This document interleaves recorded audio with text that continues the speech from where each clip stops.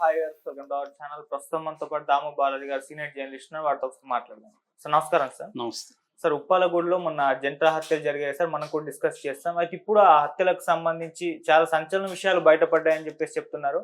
మరి ఎటువంటి అంశాలు ఇప్పుడు ఈ కేసులో బయటపడ్డాయి, మరి ఏం జరిగింది సార్ అప్పుడు? హైదరాబాద్ జంట హత్యలకు సంబంధించి గత వారం రోజుల నుంచి కూడా రోజుకొక కథనం, రోజుకొక ట్విస్ట్ వస్తుంది. సో ఇప్పుడు వాళ్ళ హత్య హంతకుల్ని కూడా పట్టుకున్నారు పోలీసులు. సో మొత్తంగా హోల్ స్టోరీ ఇప్పుడు బయటకు వచ్చింది. సో అదేంటి, అసలు ఏం జరిగింది, వీళ్ళిద్దరిని, ఒక అమ్మాయి అబ్బాయిని ఎవరు చంపారు, అమ్మాయి ఎవరు, అబ్బాయి ఎవరు, చంపడానికి కారణాలు ఏంటి, ఇవన్నీ కూడా బయటకు వచ్చాయి. యాక్చువల్గా ఏం జరిగిందంటే, భోగి రోజు నార్సింగి దగ్గర, మామూలుగా రంగారెడ్డి జిల్లా నార్సింగి పోలీస్ స్టేషన్ పరిధిలో అనంత పద్మనాభ పుప్పాలగూడ ఉంది. పుప్పాలగూడలో అనంత పద్మనాభ స్వామి టెంపుల్ దగ్గర కొన్ని గుట్టలు ఉంటాయి. ఆ గుట్టల దగ్గర గాలిపటాలు ఎగరేయడానికి కొంతమంది యూత్ అక్కడికి వెళ్ళారు. గాలిపటాలు ఎగరేస్తున్న క్రమంలో మామూలుగా సినిమాలో చూపిస్తుంటారు ఇలాంటి సీను. అంటే ఒక గాలిపటం ఎక్కడ ఎగిరి పడితే వాడు వెళ్ళి అక్కడికి తీసుకురావడానికి పోతే అక్కడ ఒక శవం ఉండడం, అలాగే సినిమాటిక్గానే ఉంది ఇది. సో అబ్బాయి గాలిపటం కోసం అక్కడికి వెళ్తే అక్కడ శవం కనబడింది. దాంతో వచ్చే అబ్బాయి ఫ్రెండ్స్కి చెప్పాడు. వాళ్ళందరూ కలిసి ఇమీడియట్గా అక్కడ నుంచి ఫోన్లో 100కి పోలీసులకు ఫోన్ చేశారు. సో పోలీసులు 100 వెహికల్ తీసుకొని అక్కడికి వచ్చారు. చూసి అక్కడ డెడ్ బాడీ, ఒక 25 ఏళ్ల ఏజ్ గ్రూప్లో ఒక అబ్బాయి చనిపోయినాడు. అతనికి కత్తిపోట్లు ఉన్నాయి, తల మీద బండరాయితో కొట్టినట్టుంది, పెట్రోల్ బస్ తగలబెట్టినట్టుగా కూడా కొన్ని ఆనవాళ్ళు దొరికాయి. దాంతో వాళ్ళు చుట్టుపక్కల పరిశీలించడం మొదలు పెడితే ఒక 60 మీటర్ల దూరంలో ఇంకొక మహిళ శవం ఉంది. మహిళను కూడా అలాగే కత్తిపోట్లు, బండరాయి ఇవన్నీ ఉన్నాయి. దాంతో పైగా ఆమెకి కింద పైజామా లేదు, ఓన్లీ పైన బట్ట మాత్రమే ఉంది. సో దీంతో వాళ్ళు వాళ్ళకి నార్సింగ్ పోలీస్ స్టేషన్ వాళ్ళకి 100 పోలీసులు ఇన్ఫార్మ్ చేశారు.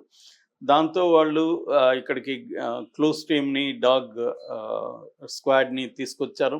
మొత్తం పరిశీలించారు, శవాల్ని తీసుకెళ్లారు. ఆ ఫోన్లు అవన్నీ చూస్తే ఈ అమ్మాయి పేరు బిందు అని, ఈ అమ్మాయిది ఛత్తీస్గఢ్ అని, తను ప్రజెంట్ ఎల్బీ నగర్లో ఉంటుంది, తనకు 2 పిల్లలు అనేది తెలిసింది. దాని తర్వాత ఈ అబ్బాయిని చూస్తే, ఈ అబ్బాయి అంకిత్ సాకేత్ అని, ఇతను నానక్రామ్గూడలో హౌస్ కీపర్గా పనిచేస్తున్నాడని తెలిసింది. దీని తర్వాత కొంత పోలీసులు ఎంక్వైరీ చేశారు. ఎంక్వైరీ చేస్తే ఈ అమ్మాయికి, ఈ అంకిత్ సాకేత్కి గతంలో అఫేర్ ఏర్పడింది. నానక్రామ్గూడలో ఒకప్పుడు ఉన్నారు వాళ్ళు కూడా. ఏర్పడినాక వాళ్ళ భర్త, ఈ బిందు భర్త, ఈ విషయం తెలిసి ఈ అమ్మాయి వాళ్ళ కుటుంబాన్ని దానేమంటారు, మన వనస్థలిపురానికి మార్చేశారు. దూరంగా వెళ్ళిపోతున్న అఫేర్ ఆగుతుంది. కానీ వీళ్ళు ఫోన్లు ఉన్నాయి కాబట్టి అఫేర్ ఆపలేదు. దాని తర్వాత ఆ అమ్మాయికి ఏదో ఆర్థిక సమస్యలు ఉంటే ఇతనికి చెప్పింది, ఇట్లా నాకు ఆర్థిక సమస్యలు ఉన్నాయంటే, అయితే మా ఫ్రెండ్స్తో ఉన్నారు, మా ఫ్రెండ్స్తో నువ్వు పడుకుంటే నీకు వాళ్ళు డబ్బులు ఇస్తారు అలా అని చెప్పాడు వీడు. ఇదేదో బాగానే ఉందని అమ్మాయి కూడా రెడీ అయింది. అలాగే ఇతను ఏం చేశాడంటే ఫ్రెండ్స్ని పరిచయం చేశాడు. వాళ్ళు ఈ అమ్మాయికి డబ్బులు ఇచ్చి వాళ్ళకు వాడుకోవడం మొదలుపెట్టారు. ఈ క్రమంలో ఈ అంకిత్ వాళ్ళ ఫ్రెండ్ రాహుల్ అని ఒకడు ఉన్నాడు, వాడు కూడా మధ్యప్రదేశ్, అతను నానక్రామ్గూడలో ఉంటాడు. సో జనవరి 11వ తేదీ రాహుల్ దగ్గరికి అమ్మాయిని తీసుకెళ్ళాడు. జనవరి 8వ తేదీ తీసుకెళ్తే అబ్బాయి అమ్మాయితో వీడియో తీస్తానని చెప్పాడు. బట్ ఆ అమ్మాయి వీడియో తీయడానికి నేను పోనని చెప్పింది. అలాగే వాళ్ళిద్దరి మధ్య ఘర్షణ వచ్చింది. సో ఆ ఘర్షణలో నుంచి అమ్మాయి తన బాయ్ ఫ్రెండ్ ఎవరైతే ఉన్నాడో అంకిత్కి చెప్పింది, ఇలాగ రాహుల్ నన్ను వీడియో తీయడానికి ట్రై చేసి నన్నుతో గొడవపడ్డాడు, నన్ను తిడుతున్నాడు అని చెప్పి.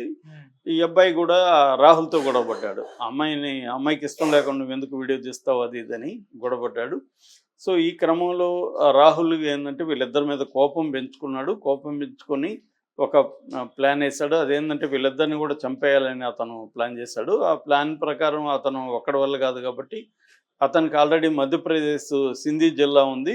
ఆ సింధీ జిల్లా నుంచి ఇక్కడ పనిచేసే ఒక ఇద్దరిని, రాజ్ కుమార్, సుఖేంద్ర కుమార్ అనే ఒక ఇద్దరిని కాంటాక్ట్ చేశాడు. వాళ్ళిద్దరు కూడా ఇలాంటి కార్యక్రమాలు చేసేవాళ్ళే అనమాట. సో వాళ్ళిద్దరిని కాంటాక్ట్ చేసి వీళ్ళకి ప్లాన్ వేసుకున్నారు. అదేంటంటే జనవరి 11వ తేదీ వీళ్ళిద్దరిని పిలిచారు, ఇలాగ తీసుకురా అమ్మాయికి, వేరే ఫ్రెండ్స్ ఉన్నారు, వాళ్ళు కావాలంటున్నారంటే ఈ అమ్మాయి ఆ అబ్బాయి కలిసి వచ్చారు.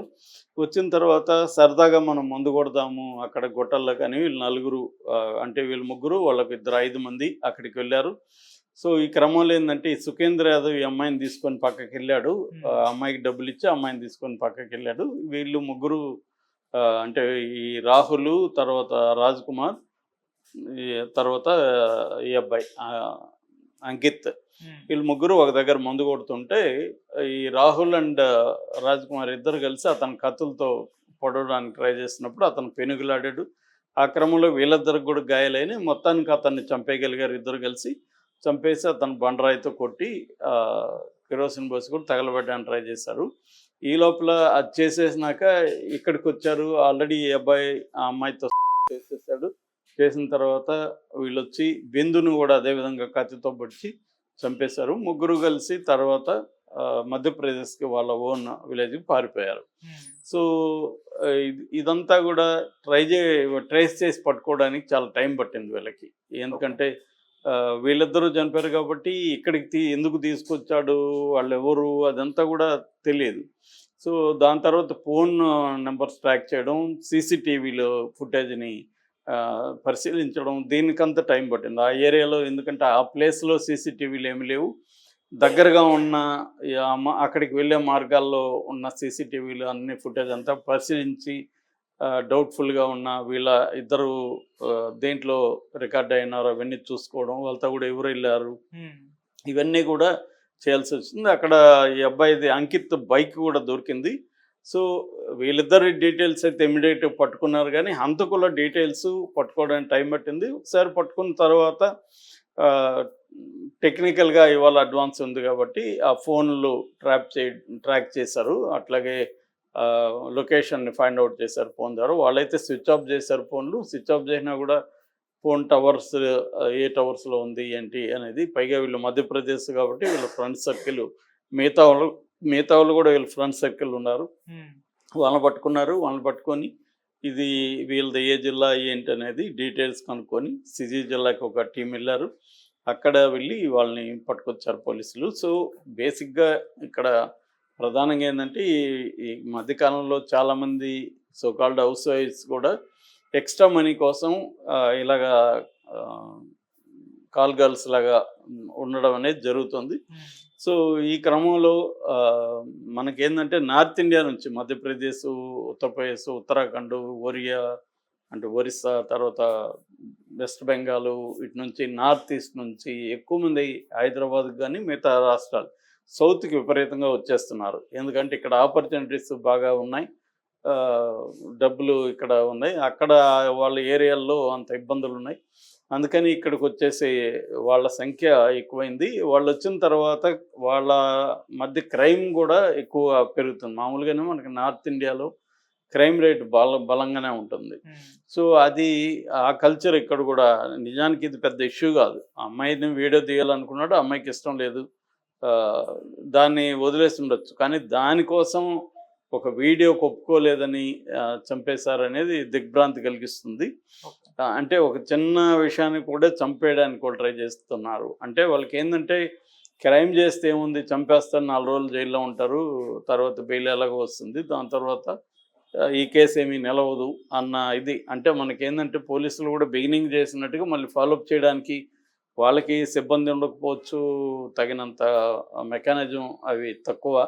ఎందుకంటే మనకి పోలీసులు మన జనాభాకి తగిన సంఖ్యలో లేరు.